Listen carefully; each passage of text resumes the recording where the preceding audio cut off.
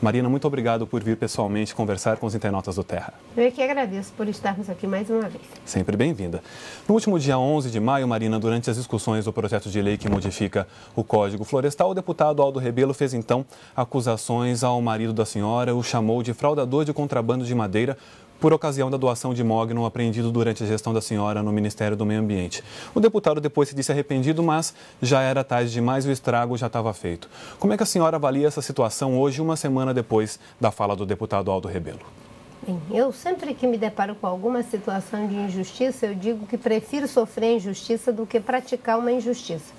E acho que Deus cobrou essa frase de mim naquele dia, porque o deputado foi à tribuna e fez uma acusação leviana, mentirosa contra a mim e o meu marido. E eu digo leviana e mentirosa porque ele, mais do que ninguém, sabia que aquilo que ele estava dizendo não era verdade.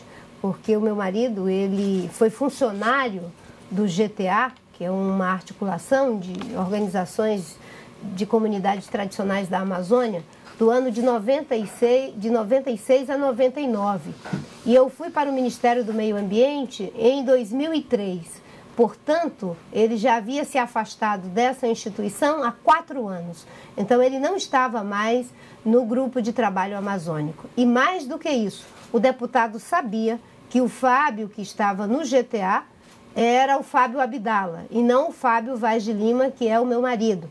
E o Fábio Abdala, da rede GTA, também não pode ser responsabilizado pelas ações da rede que o GTA faz parte. Então, era um emaranhado de confusões que era feita durante a minha gestão em função das ações de combate ao desmatamento ilegal e ao tráfico de madeira. Os grupos insatisfeitos com as ações que levou 725 pessoas à cadeia, desconstruiu 1.500 empresas, apreendeu 1 milhão de metro cúbico de madeira, aplicou 4 bilhões em multas e, junto com o INCRA, constituiu 35 mil propriedades de grilagem. Eu repito, 35 mil propriedades de grilagem. Esse grupo começou a fazer um conjunto de retaliações com dossiês apócrifos, com mentiras e calúnias, que eram distribuídas nos corredores do Congresso para os deputados que se prestavam a receber esse tipo de informação. Setores minoritários da imprensa que também se davam ao trabalho de vocalizar denúncias apócrifas, mas nós, na época, esclarecemos todos esses fatos.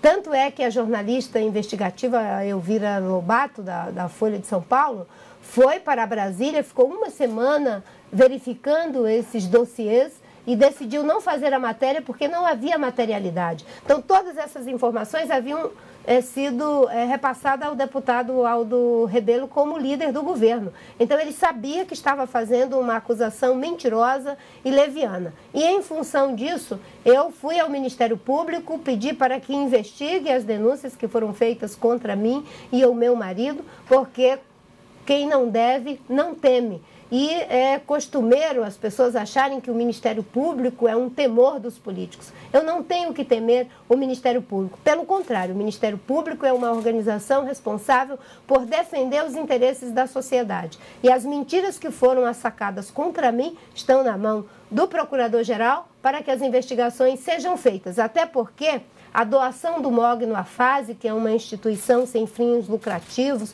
com certificados de entidade beneficente, altamente respeitada, foi feita para que se fizesse um fundo fiduciário, para que os lucros, os rendimentos desse fundo fossem usados em benefício da comunidade local que havia sido subtraída da madeira dentro das reservas e das terras públicas. O que aconteceu é que antes era feito uns leilões da madeira apreendida.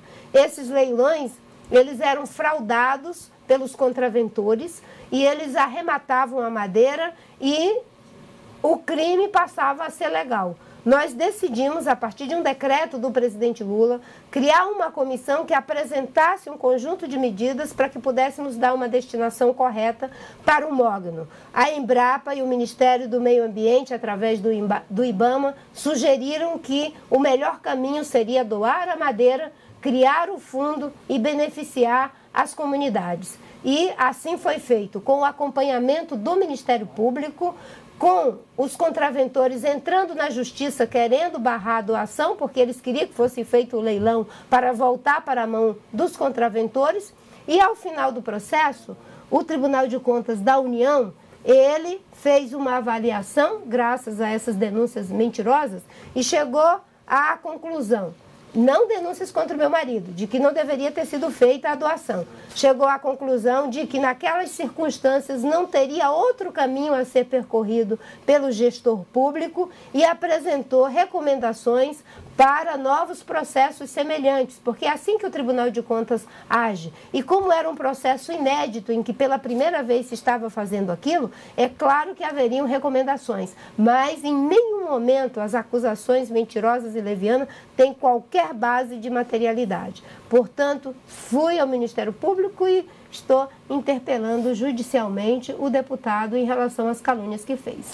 Senadora, nós anunciamos a vinda da senhora ao Jornal do Terra no nosso portal. Recebemos dezenas de perguntas, algumas delas relativas à acusação do deputado Aldo Rebelo, como a do Carlos Limas, de Montes Claros, em Minas Gerais, a do Sandro Dalla Corte, de São Gabriel, no Rio Grande do Sul. E eu pergunto à senhora, a senhora já disse que o marido da senhora, então, sequer teve o nome citado em qualquer etapa do processo de averiguação da doação do mogno apreendido. Mas, mesmo assim, o deputado Aldo Rebelo fez referência ao marido da senhora e disse que, inclusive, evitou o depoimento dele na Câmara. A senhora já relatou como é que foi o contato com o deputado naquela época e eu pergunto à senhora por que ele traria esse assunto à tona nesse momento.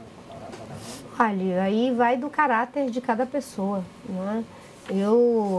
Enfim, naquele momento nós estávamos conseguindo, com a ajuda do líder do PT e a própria Casa Civil, adiar pela terceira vez o relatório que promove um verdadeiro retrocesso na legislação ambiental brasileira. E como haviam sido feitas mudanças de última hora, no que, segundo o governo, tinha sido acordado com o relator, foi encaminhada a suspensão da votação naquele momento. Bem, uma das possibilidades é que o deputado, na impossibilidade de criticar o governo, o líder do governo, a Casa Civil, tinha que apresentar a cabeça de algum inocente na bandeja para os ruralistas. E, lamentavelmente, foi a minha. Mas, graças a Deus, não tenho o que temer. E a sociedade brasileira, eu disse que quem vive na vida pública, não basta dizer que é inocente e querer que as pessoas acreditem no que você está dizendo. É preciso, mais do que ser e parecer honesto, provar na justiça que é inocente. Então eu fui até o Ministério Público para que o Procurador-Geral possa fazer as investigações e eu acho que é assim que deveriam fazer todos aqueles que são acusados levianamente, até porque no momento da acusação leviana, os vários meios de comunicação vocalizaram a acusação mentirosa. Lamentavelmente, eu não tive o mesmo espaço para apresentar as minhas explicações, mas no meu site todas elas estão ali, fartamente documentadas, e quem entrar lá vai verificar documento por documento que em nenhum momento meu marido é citado, até porque, como eu falei, ele já não pertencia mais ao grupo de trabalho amazônico 4 anos antes de eu entrar no Ministério do Meio Ambiente. Senadora, nessa semana o deputado federal Ivan Valente do PSOL esteve aqui no Jornal do Terra e lamentou a falta de debate relativo ao Código Florestal, cujo relatório a senhora acabou de citar. Debate com a sociedade mesmo, e disse acreditar que, inclusive, que um referendo seria o ideal. Como a senhora avalia a preocupação do governo em envolver a sociedade nessa questão? Essa, que inclusive é a dúvida do Lincoln de Cariacica, no Espírito Santo, da Priscila e de Ubatuba e do Elias Barroso de São José do Rio Preto.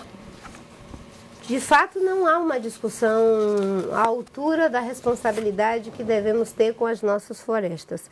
Está se fazendo uma mudança no Código Florestal Brasileiro. Um código é algo complexo, são 25 páginas, mais de 60 artigos, e, lamentavelmente, essa discussão tem ficado restrita ao relator e a bancada ruralista praticamente dentro do Congresso Nacional. Só que as florestas brasileiras não desrespeitam apenas a um setor, elas dizem respeito a todos os brasileiros, até porque no atual código, no artigo 1º, está ali escrito de que as florestas são de interesse de todos os brasileiros e 60% do nosso território está coberto com florestas, de sorte que é lamentável que se tenha uma discussão atabalhoada, assodada, aonde, em lugar do código ser aperfeiçoado para proteger e promover o uso sustentável das florestas, está sendo mudado para diminuir a proteção e para aumentar o uso predatório das florestas, em prejuízo da nossa economia, em prejuízo do meio ambiente, em prejuízo das gerações futuras. Como é que a senhora avalia as concessões que o governo diz ter feito para que esse código seja aprovado? Olha, o acordo que foi feito, enfim, nessa semana que está passando, ele é lamentável. Primeiro pelo contexto. Né? O contexto é onde você tem duas medidas provisórias que estão trancando a pauta. Uma que dá incentivos para a energia nuclear. A outra que dispensa de licitação as obras da Copa e das Olimpíadas. Ou seja, as duas são terríveis para o interesse público. E um terceiro fato que aconteceu foram as denúncias na imprensa sobre o patrimônio do ministro Palocci. Então, o contexto é muito ruim dessa negociação. O texto da negociação é péssimo. E o pretexto para a aprovação do texto é pior ainda, que é o argumento de um setor do agronegócio, não digo que é de todo o agronegócio, porque, graças a Deus, nós temos pessoas e empresários e os pequenos também, os pequenos agricultores, favorável a um código florestal que promova, assim, a proteção das florestas e um salto de qualidade na agricultura brasileira. O pretexto é de que, se não flexibilizar a proteção das florestas, da biodiversidade, dos recursos hídricos, a agricultura brasileira vai ser prejudicada. O que prejudica a agricultura brasileira é termos a aprovação de uma emenda como essa do acordo, que estabelece que é possível ter agricultura, pecuária, plantio de florestas econômicas nas áreas de preservação permanente, ou seja, à margem dos rios, nas declividades e topos de morro e nas nascentes. Pasme, estão flexibilizando a proteção para as nascentes. Imagine você que é beneficiário das águas do Rio São Francisco, estão propondo destruir as florestas que protegem as nascentes do Rio São Francisco. Imagine o que será o prejuízo para mais de 13 milhões de pessoas que dependem das águas do Rio São Francisco. É isso que está em debate, por isso que você tem inteira razão. Não dá para aprovar essa lei em meio a tantas dúvidas, a tanta falta de esclarecimento e um acordo sendo fechado entre o governo, o PSDB, os democratas e a bancada ruralista, sem que os mais de 190 milhões de brasileiros tenham sido ouvidos.